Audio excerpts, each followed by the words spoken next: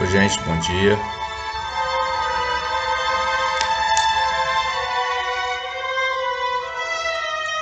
Hoje, terça-feira, 4 de abril de 2023.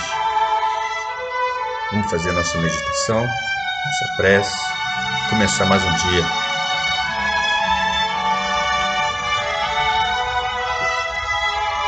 Com muita paz e harmonia.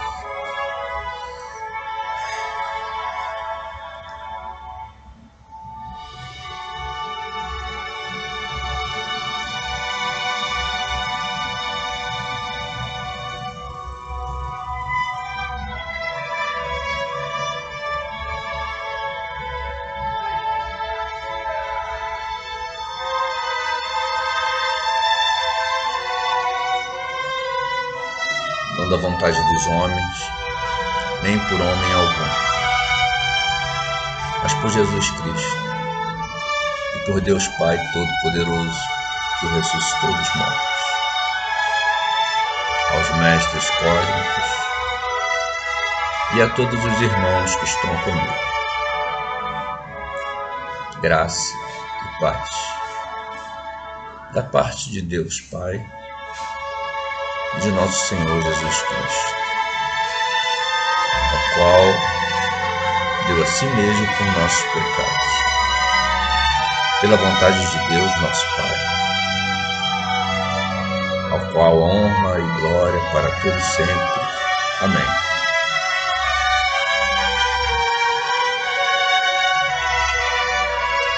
Então, gente, a gente está fazendo a leitura sobre a verdade da crucificação. Mas algumas edições que eu tenho feito, eu acho que ainda um problema, porque eu usei algumas imagens do trabalho muito bonito do History. Aí eu tentei fazer a edição, colocar eles entre as falas, mas infelizmente eu não fui muito feliz. Peço desculpa, Mas está aí o trabalho inteiriço, no Instagram e no YouTube. Vamos lá, vamos continuar essa leitura, mas antes vamos fazer aqui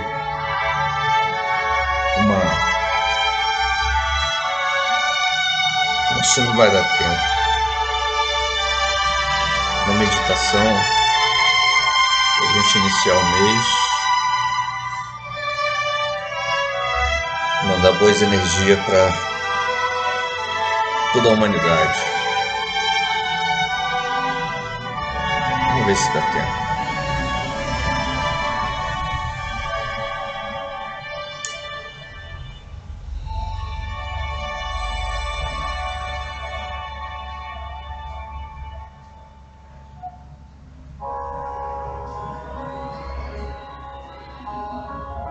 Vamos visualizar o planeta Terra,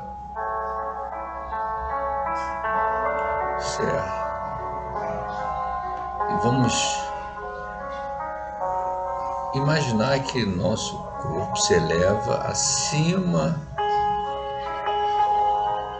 do nosso telhado, da nossa casa, subindo ao céu, cada vez mais alto,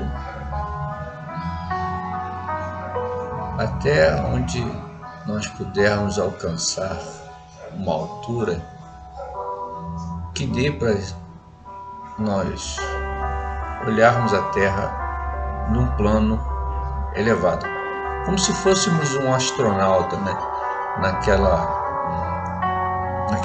altitude que dá para ver o azul da Terra, Planeta muito lindo, visto do alto. Essa imagem é maravilhosa. Vamos imaginar essa imagem, contemplá-la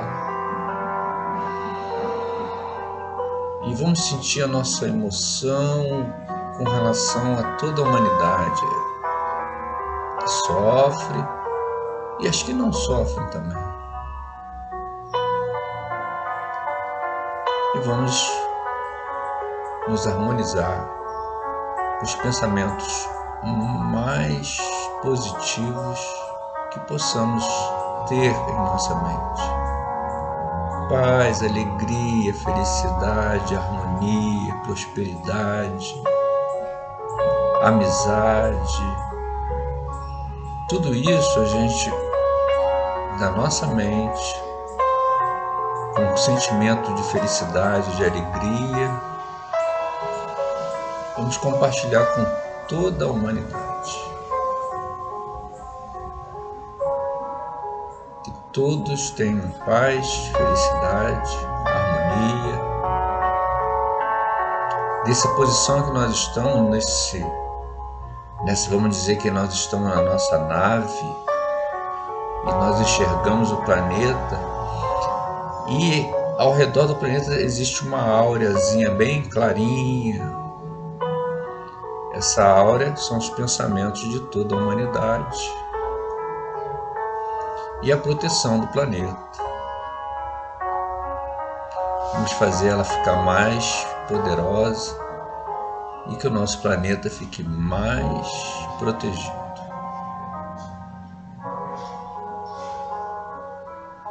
Com essa visão, com essa contemplação, com essa visualização, vamos emitir o som vocálico OM, que é o poderoso, que é o som primordial, o som do início do universo.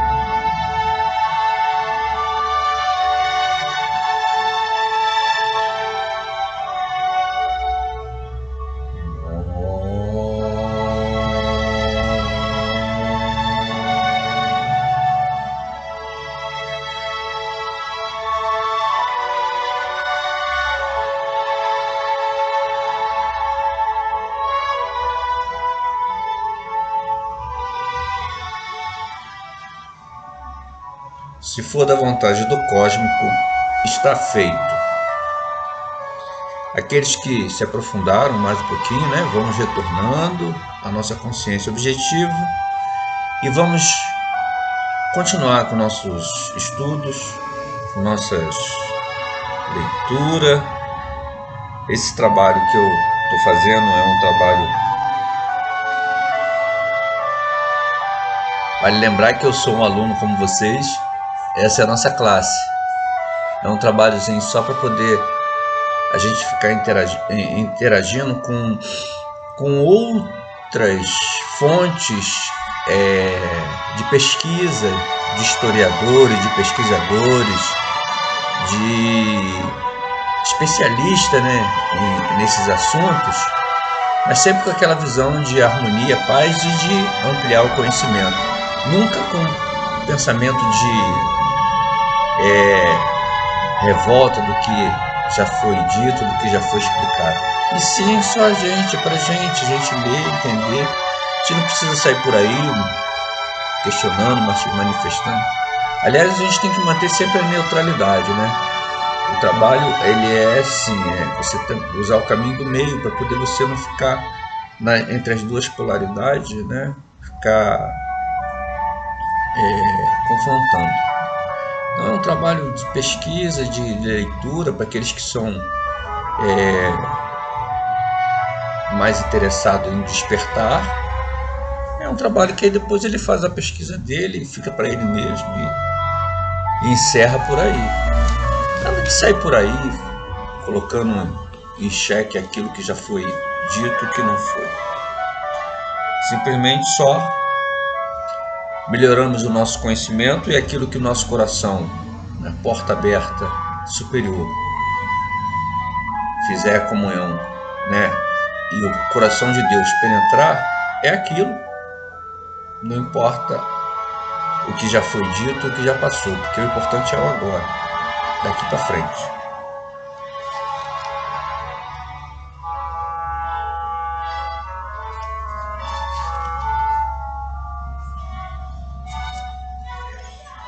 Embora seja verdade que Jesus tenha criticado algumas práticas da sinagoga e também tentado conduzir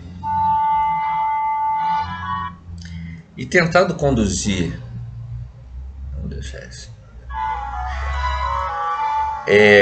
o pensamento do povo a ideais mais elevados, esses fatos isolados por si não teriam levado os judeus a crucificá-lo, ou a qualquer outra atitude violenta, mas sim ignorá-lo. Jesus não foi mais radical do que Isaías, nem mais liberal em sua ortodoxia que Miqueias. Então a gente está falando aí de dois outros profetas, né, muito mais fervoroso, mais radical do que o próprio Jesus. Não tentou fundar uma nova seita, nem tampouco uma nova igreja. Apesar das declarações de um sem número de cristãos que acreditam ter sido o próprio Jesus a instituir a primeira igreja cristã e dado início ao primeiro movimento cristão, objetivando a fundação de uma nova seita, separada e individual. Mesmo se o tivesse feito, o fato não constituiria novidade naquelas terras, pois entre os judeus havia diversas seitas, algumas muito antigas, até e outras mais recentes, como a dos fariseus, a dos saduceus, a dos essênios, dos nazarenos, dos nazaritas, dos cutitas, betusianos e de muitos outros. Olha a quantidade de seitas naquele período que existiam. Então, muitos desses líderes dessa seita não aceitavam o pensamento, né, de Jesus. Vale também lembrar uma outra situação que eu vou colocar aqui, que foi na situação na época de Akhenaton.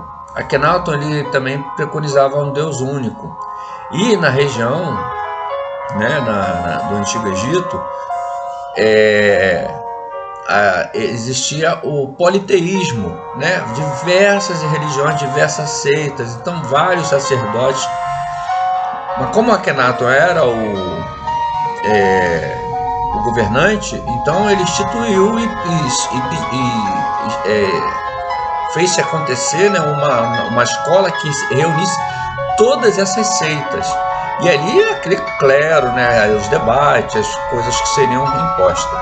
Enfim, quando Akhenaton passa pela transição, volta tudo ao normal. Então, parte daí aquilo que eu já disse, né, um bug, né, não adianta essa conotação de fazer uma modificação na mente daqueles que estão naquele plano de consciência. Não adianta, aquele plano de consciência ele vai continuar repetindo como um loop. Moisés subiu ao monte, foi lá, anotou todos os mandamentos, 10 ou 12, ninguém sabe, né? Uns dizem 10, outros dizem 12. Só quem poderia contar isso é quem recebeu esse ensinamento dele lá. Mas quando ele desce, já está todo mundo lá em adoração. Maomé Maomé ele estudou cristianismo, estudou judaísmo, fundou o islamismo, mas a adoração na Kaaba era politeísta, sacrifício de animais, tá? Maomé foi e continua. Então esse bug vai existir porque a adoração aos deuses que são, vamos dizer assim, deuses diferenciados um dos outros, mas são seres que foram emanados do seio do Criador. Então eles são os primeiros na Terra, eles que ajudaram a construir o planeta e o universo. Então essas entidades elas são poderosas porque são antigas na Terra. E a nossa intenção aqui no planeta Terra é conduzi-las de volta ao seio do Criador, porque o Criador ama elas. Então nós estamos aqui para isso. Por isso que nós interagimos, a humanidade interage com todas as religiões. Porque ali é o seio de todas essas entidades, todos esses espíritos emanados pelo Criador.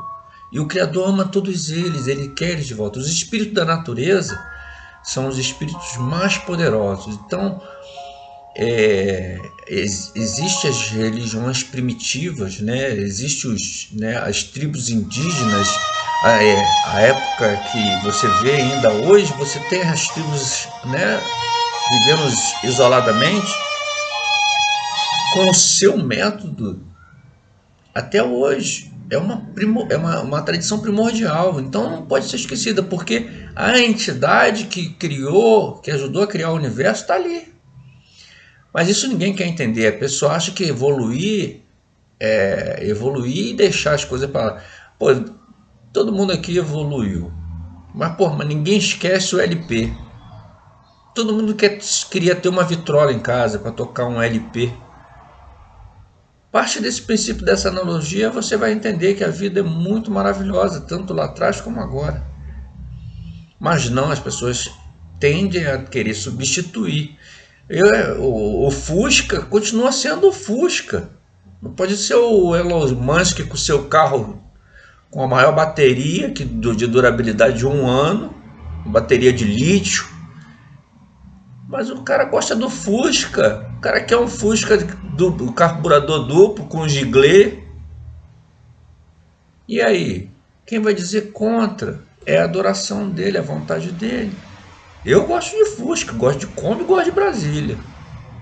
Mas também dirijo aí como é que é na feira foi mostrado lá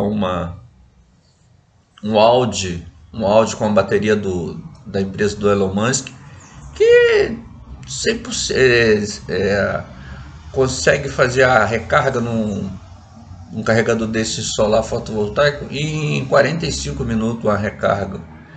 Tem carro que leva 2 horas, 3 horas. Então, é evolutivo, é legal, mas a Brasília com carburador, um Fusca com carburação dupla e um giglê, ou então com dínamo, tá bom, vamos lá, a gente vai tocando a vida, respeitando todo mundo. Na hora que tiver na estrada, dá uma buzinada, a gente encosta mais um pouco, deixa eles passarem, vai na frente, dá um tchau. É isso. As religiões, elas são religação com o Criador. Religião, religa. Então, os seres que foram lá no início, emanados, antes de Adão, para poder constituir todo o universo, todos os planetas, esses seres estão aqui presentes, devemos respeitá-los, estão na natureza, são os elementais, são os nossos... Muita gente utiliza os cristais, essas coisas, essa matéria, esse tipo de matéria, não, esse tipo de... agora fugiu o nome, de metal precioso, né? Ouro, isso tudo é de seres espirituais emanados lá no início. Eles que criaram isso. E a descoberta né, dos seres humanos que questionam. Então, o questionar é uma coisa, você deixar de respeitá-las e não querer que elas sejam extintas é outra coisa. Dá para você unir as coisas? Dá. Eu estudo aí tecnologia a minha vida inteira. Não troco o meu minha vitrola, o meu LP ou um CD Play, né? O CD Play também foi legal. Por um MP4 para ficar tocando, sei lá, com a música carregando. Não troco, eu gosto do minha vitrola. Então é isso.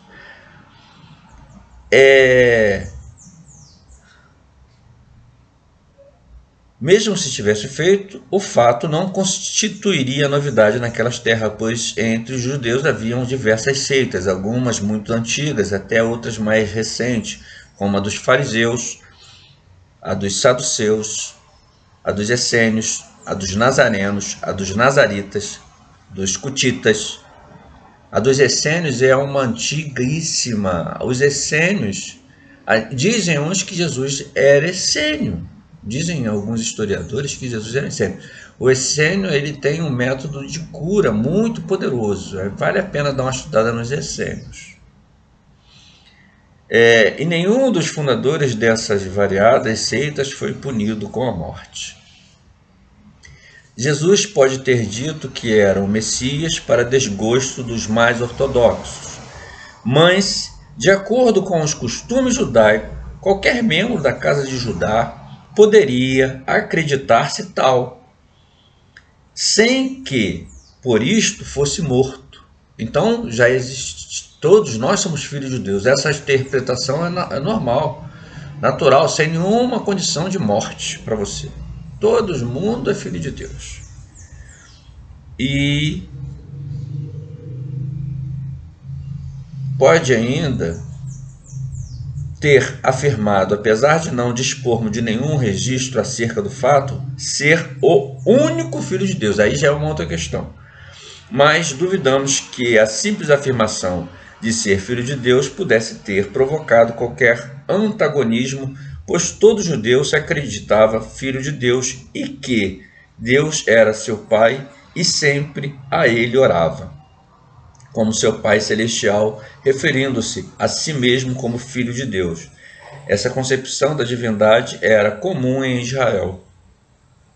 O ponto marcante, o único fato relevante a respeito da crucificação, foi o uso da cruz. Esta circunstância, por si só, revela ter sido Roma que ordenou sua morte, pois a crucificação era uma punição romana, não judaica, pois se os judeus o tivessem condenado à morte, por qualquer motivo, tê-lo-iam apedrejado, dilapidado, como era o seu costume.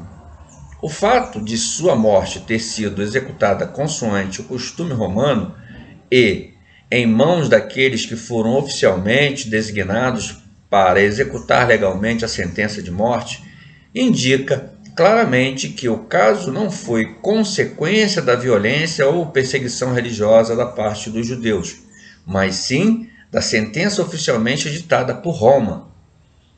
Convém lembrar que, muito mais importante do que a declaração dos apóstolos ou discípulos de Jesus de ser ele um Messias ou o Filho de Deus, foi o título que, imprudentemente, lhe deram seguidores mais fervorosos, o que o idolatravam acima de tudo e o proclamavam Rei dos Judeus. Então está aí o estopim para que a ordem do imperador chegasse até Pilatos para a execução. A ordem que, a meu ver, né, não chegou. Ele teve a informação que estavam proclamando ele rei, mas ele não decretou, ele mandou prendê-lo. Aí é que vem aquela questão de quem dali que estava próximo a Pilatos, né, através da persuasão, do interesse para que ocorresse a crucificação. Este sim foi realmente um fato grave, a verdadeira razão da sua crucificação. Os judeus ansiavam por um chefe, que fosse o verdadeiro Messias, ou qualquer um que antecipasse ou representasse o presumível Messias.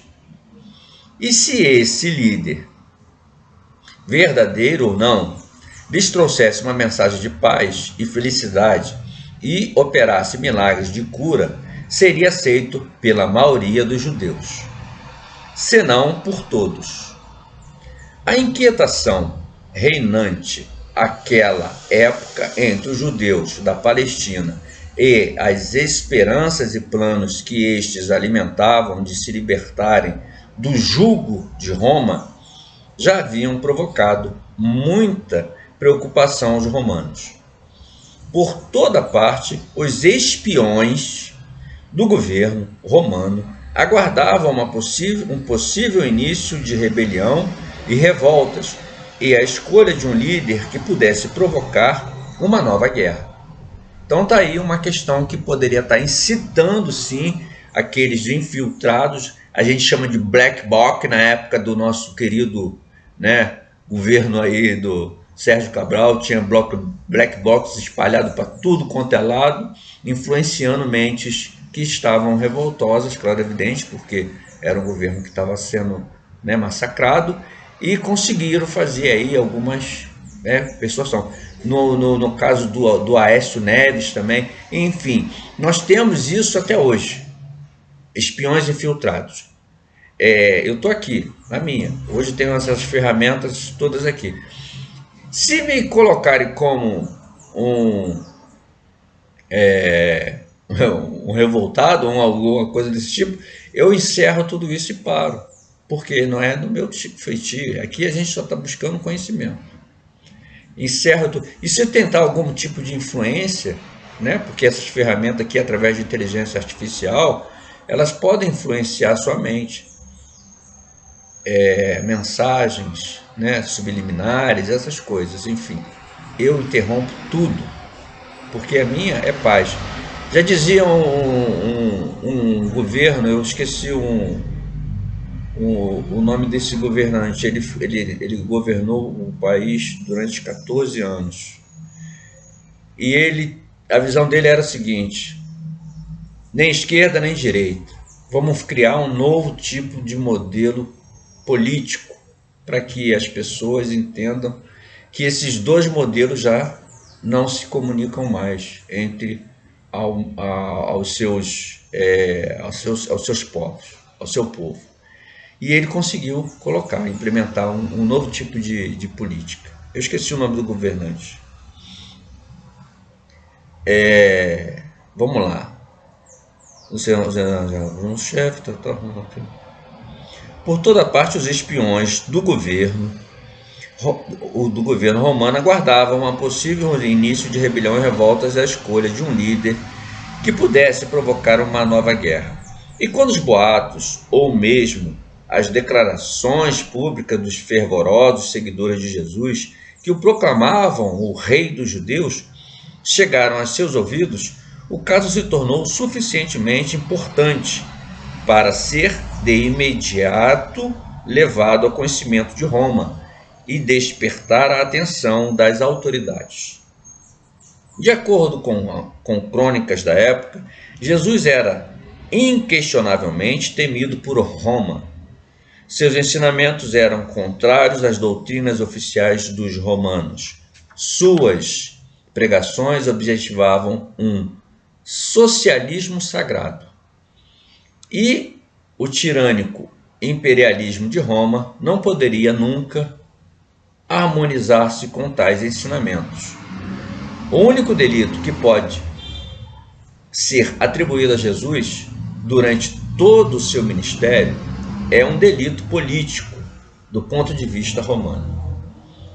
A guarnição romana em Israel e os espiões mantidos por Roma tornavam possível ao governo adotar medidas drásticas toda vez que houvesse suspeitas de um traidor em seu meio ou de um possível início de rebelião ou revolta. Caifás pode ser considerado um espião do governo romano. Se considerarmos as informações secretas que passou a Roma a respeito das atividades de Jesus. Por outro lado, pode ter sido apenas um inimigo pessoal de Jesus, um ciumento, né? Muita gente tem ciúme do poder do outro.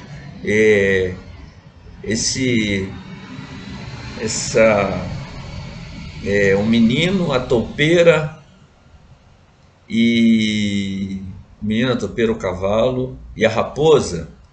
Tem uma passagem que é muito interessante, que o cavalo diz assim: eu posso voar, mas eu deixei de voar porque os outros cavalos tinham ciúme de mim. Olha como é que é a situação. Ele deixou de fazer uma coisa que ele, era mais que os outros, deixou de fazer pelo ciúme. Aqui no caso, Jesus era um grande influenciador, nós sabemos disso, elaborava muito bem seus discursos e tinha uma mentalidade muito diferenciada para aquele tempo. Então, claro, evidente, causaria ciúme. Jesus, por certamente, fez todo o possível para manter Roma, no caso, Caifás, da sua obra. Mesmo sendo Caifás importante membro do Sinédrio, não falava em nome deste nas informações que prestava, nem tampouco na atitude que tomou. Há indicações de que Caifás chegou ao ponto de oferecer grandes somas de dinheiro com o propósito de forjar provas e fatos que justificassem a ordem que seria dada por Roma para que Jesus fosse preso e julgado. Encontramos em Caifás, portanto, apenas um inimigo. O maior é bem verdade de Jesus, e seu trabalho foi maior mesmo que o de Judas. Em algumas das antigas crônicas, constatamos que a maioria das agitações e revoltas que eram frequentes na Palestina naquela época foi propositadamente atribuída a Jesus, ou, mais precisamente, a seus fanáticos seguidores. Pouco a pouco, Roma se ia convencendo de que podia pôr fim de vez às enormes despesas decorrentes da constante vigilância e investigação do movimento cristão em Jerusalém, e com todos os problemas que tal movimento lhe causava, com a eliminação pura e simples do líder, de chamada nova facção política. Assim, quando Jesus chegou a Jerusalém, atingindo a fase culminante da sua missão, após longa e vitoriosa jornada pelas regiões próximas, a ordem para sua prisão já estava em poder das autoridades locais. Mas, pelo fato de Jesus ter chegado durante a festa da Páscoa, consideraram mais sensato não perturbar a tranquilidade e a sagrada paz de tão solene acontecimento de fé judaica. Caifás era de opinião que talvez pudesse ocorrer uma rebelião quando sobreviesse o momento da prisão, e tal fato poderia ser desastroso para as tradições do judaísmo, perturbando ademais a festa da peregrinação e, consequentemente, pondo em risco os resultados financeiros decorrentes da vinda do número tão grande de peregrinos a Jerusalém. Negócio e política, como sempre. São muitas as referências nas antigas crônicas de que não apenas havia uma ideia, mas um plano montado para o assassinato de Jesus e que seria executado por sicários a soldo dos fanáticos religiosos de Jerusalém, mancomunados com as autoridades romanas locais. Pensou, porém, Caifás que tal ato acabaria sendo atribuído muito mais aos judeus do que aos romanos, já que estes últimos tinham motivos para agir abertamente contra Jesus e condená-lo como agitador político. A história de Jesus foi modificada na versão cristã de modo a ilustrar o fato de que, entre os seus seguidores, como entre todos os grandes líderes ou avatares do passado, havia que encarnava as forças do mal e os princípios nocivos do mundo, símbolo do elemento indigno de confiança que se encontra em todas as fases da vida. Na realidade, os oficiais encarregados de prender Jesus compreenderam de imediato que, se tentassem apanhá-lo em público, enquanto predicasse ou obrasse seus milagres, talvez tivessem que enfrentar uma situação de tumulto, que levaria inevitavelmente ao recurso, à força e às armas, à destruição de vidas e de propriedades, o que poderia provocar uma situação que nem os romanos nem o povo judeu desejavam. Em consequência, decidiram prendê-lo em seguida, quando Jesus estivesse fora da cidade, na companhia apenas de alguns de seus discípulos. Contudo, tornava-se necessário que alguém o identificasse à distância, pois Jesus usava vestes brancas iguais às de tantos essênios. Viu só? Iguais às de tantos essênios. Então, Jesus, a todo meu ver, ele era essênio. Judas dispõe-se a ajudar em tal propósito, mediante quantia que lhe foi oferecida, e, com efeito, representou aquele elemento da vida de cada um, como a Bíblia cristã nos apresenta. O fato de que Jesus sabia dos acontecimentos que o esperavam e que a traição e as calúnias dariam fim à sua missão é evidenciado não apenas pelas crônicas cristãs, como também por muitas outras. Os soldados romanos seguiram as instruções de Judas e o foram encontrar no lugar para onde habitualmente se retirava, o horto de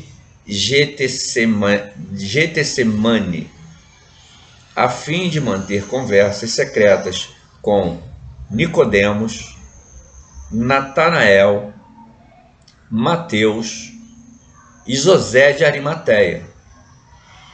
Enquanto os soldados prendiam Jesus, José de Arimateia apressou-se em informar aos demais discípulos o que ocorrera e descobrir maneiras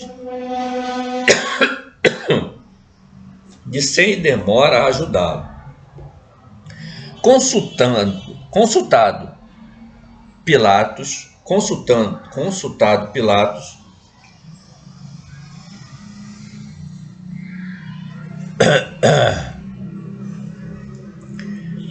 este concordou em adiar o problema até o final das festividades, pois temia que, se algum atentado ou ação ilegal viesse a ocorrer, as críticas seriam inevitáveis e sua própria posição ficaria comprometida. Lendo nas entrelinhas de várias crônicas antigas referentes a esses acontecimentos, concluímos que Pilatos não demonstrou em suas ações nenhum sentimento que não fosse egoísta ou interesseiro. A ordem da prisão de Jesus terminava seu imediato julgamento. Mas Pilatos encontrou razões legais para adiar o assunto sem contrariar as autoridades romanas e assim servir a seus interesses pessoais. Houve quem recorresse a Pilatos, dizendo representar os judeus e o governo romano, pedindo que a ordem emanada do imperador fosse imediatamente cumprida. Convém ressaltar que a ordem em questão, expedida pelas autoridades romanas, era de tal natureza que lavrava de imediato a sentença de morte, caso o preso tivesse sua culpabilidade provada. Então teria que haver um julgamento, já que o imperador já havia, né, decretado, mas sim, através de uma culpabilidade provada. Referem as crônicas que a decisão dos tribunais foi levada naquela mesma noite a Pilatos, que não encontrou nele motivo suficiente para ordenar a execução da sentença. Muitas crônicas cristãs insinuaram que, entre os subordinados de Pilatos, havia quem também seguisse Jesus. Olha só, hein? Muitas crônicas cristãs insinuaram que, entre os subordinados de Pilatos, haviam quem também seguisse Jesus, cheio de espião. Mas não encontramos razão alguma em apoio a essa afirmação. Apenas o fato de que o próprio Pilatos, em determinada ocasião, poderia ter sido curado por Jesus de uma doença em uma das mãos. Mas, se todos os que foram curados ou beneficiados por Jesus tivessem se tornado seus verdadeiros seguidores, haveria multidão tão grande de fiéis em Jerusalém que ninguém ousaria planejar a crucificação e, muito menos, executá-lo. Não é comum para os avatares ver o mesmo braço, antes paralítico e depois por ele curado, tornar-se o primeiro braço e mão que o ataca. Isso aqui é uma mensagem muito bem, né, colocada com relação àqueles que recebem a cura, daqueles que, né, têm o poder de curar. Né? A gente tem aí muitos médicos maravilhosos dentro de hospitais que o enfermo passa por um momento tão crítico na sua doença, e quando ocorre a cura, fica tão satisfeito pela ajuda do médico que se torna-se um eminente seguidor, né, desse médico. Né? Tudo que vai fazer durante o resto da tua vida, ele não, tem que ir lá nesse médico, porque esse médico me tratou bem. Enfim, se todos que Jesus curou naquele período, né, se tornassem fiéis, né, realmente com ele, nunca haveria crucificação. Pilatos tentou adiar a solução do problema, mas eram muitas as pressões em contrário e não teve outra alternativa senão ceder. Também falhou a tentativa de transferir o caso para Galiléia, por não ser Jesus judeu, o que o colocaria sob a responsabilidade de Herodes, que no momento estava em Jerusalém, presente às festividades da Páscoa. O próprio Herodes encontrava-se em situação delicada, também para se permitir participar de assuntos que sabia ser mais sério do que a muitos parecia. Nesse meio tempo, os integrantes passaram a temer que Jesus pudesse escapar de suas mãos. Porém, seus discípulos e seguidores nada fizeram senão pedir um julgamento justo e prazo suficiente que lhes permitisse preparar a defesa. O próprio Jesus parecia estar indiferente à controvérsia entre as altas autoridades, pois, segundo as crônicas nos informam, durante aquelas horas amargas, continuou a curar e ensinar e a revelar ânimo elevado. Cabe assinalar aqui a grandeza e a majestade de Jesus, incapaz de perturbar-se, mesmo sabendo o que realmente o esperava. Os discípulos que tentaram preparar-lhe a defesa e assegurar sua liberdade lembraram o fato de, por ocasião da Páscoa, ser costume conceder perdão a determinados criminosos, e o apresentaram às autoridades, alegando que o povo preferia que fosse Jesus o escolhido para o indulto.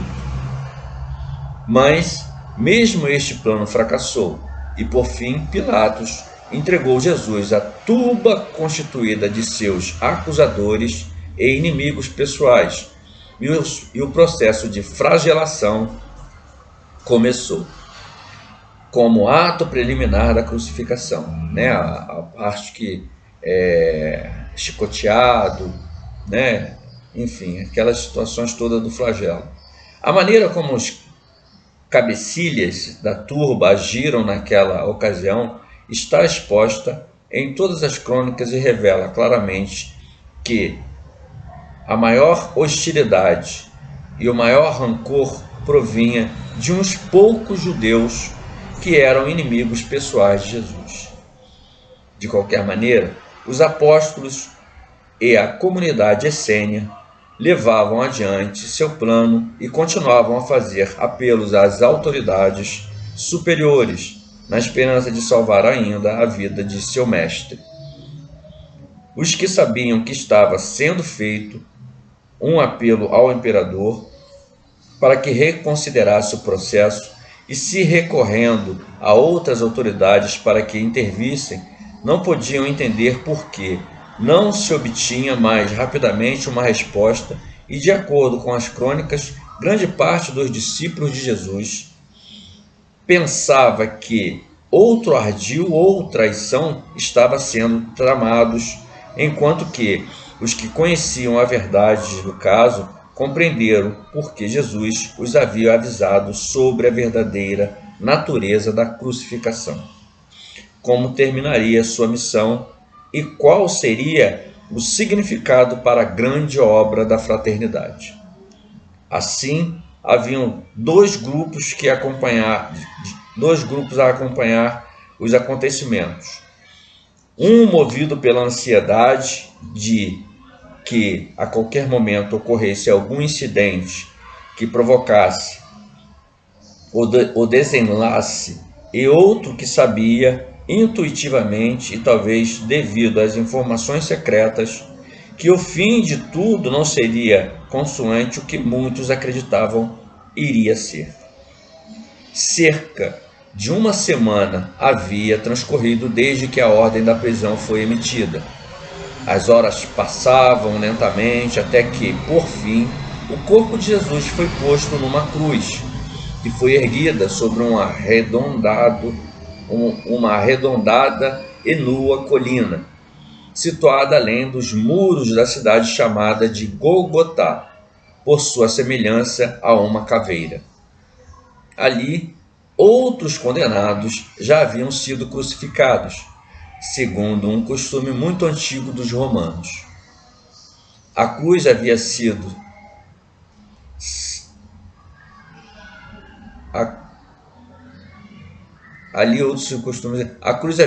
sempre um instrumento de suplício entre os romanos e, para os essênios, um símbolo dos sofrimentos e atribulações humanos.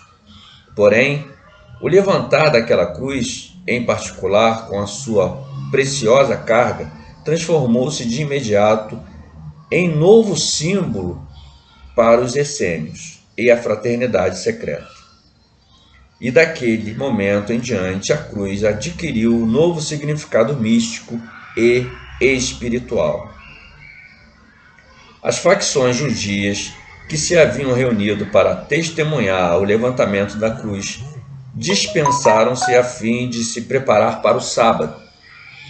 Unicamente os gentios e os irmãos da fraternidade lá permaneceram para revelar e proteger o corpo do seu mestre. Fizeram-se muitos comentários nos anos recentes e também outros já passados acerca das palavras proferidas por Jesus quando estava na cruz. Aqueles que tentaram arguir-no não ter sido Jesus o grande mestre, o Filho de Deus, como afirmavam os apóstolos ou discípulos, citam como referência trecho do Evangelho de São Marcos 15:34. em que é dita, em uma das línguas que Jesus falava, a frase Eloi, Eloi, lama sabachthani, Eloi, Eloi, lama sabachthani, Eloi, Eloi, lama sabachthani, que foi vertida para meu Deus, por que me abandonaste? No Evangelho de São Mateus, vamos encontrar praticamente as mesmas palavras. Contudo, os 4 evangelistas, Mateus, Marcos, Lucas e João, concordam que imediatamente após proferir aquelas palavras, Jesus entregou o Espírito ou deu o Espírito. A frase proferida por Jesus é a afirmação de que entregou o Espírito. Tem um significado místico muito profundo. Foi o Espírito Santo que Jesus entregou naquele momento. E este era o mesmo Espírito de Deus que penetrara no ventre de Maria, manifestando o poder criador do Logos. E também o mesmo Espírito Santo que descera sobre Jesus quando de seu batismo e que lhe concedera a autoridade e o poder para ser o representante vivo do Logos na terra. Quando entregou o Espírito Santo na cruz, Jesus permitia que o poder especial e a autoridade retornassem à consciência cósmica e o deixassem como alguém que houvesse completado sua obra, não mais o poder vivo do Logos na terra.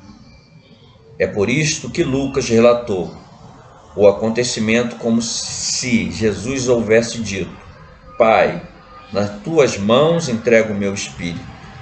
E João relatou que Jesus dissera: está consumado. Todo místico entenderá que a expressão entregar o espírito não pode referir-se a entregar da vida, da vitalidade ou consciência vital. Aqueles que tentam, desde o século V da era cristã, expor a ideia de que Jesus morreu realmente, quando ainda na cruz, ou que sua transição ocorreu naquele momento, procuram usar a expressão entregar o espírito, como se significasse entregar a vida e a consciência. Então, vou encerrar por aqui.